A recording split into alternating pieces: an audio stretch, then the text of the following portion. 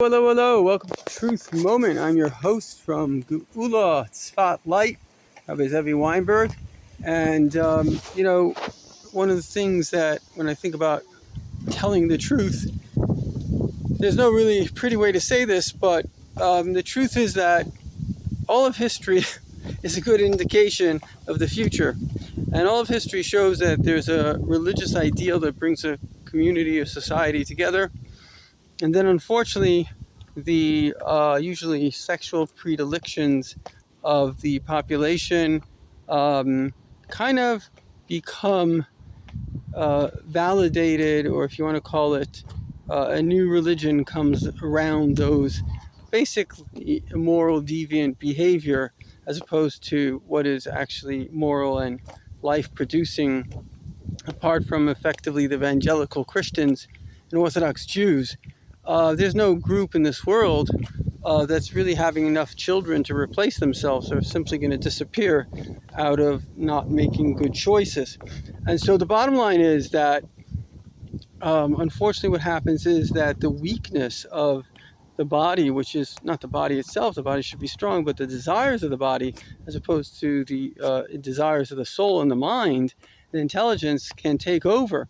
And then people are basically addicted to their own desires. And that makes them stupid.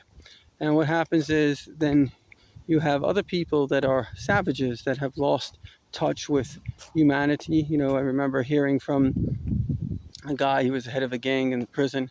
He said, "We didn't grow up like you." He said, "We were eat or be eaten." So people become highly aggressive, highly destructive, and they don't think about anything but more for themselves.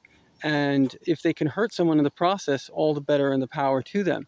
And so that's what's really happening. We have this bizarre alliance between quote unquote liberals. They're not really liberals. They're people based on Judeo-Christian ethics, which they do believe in what's right.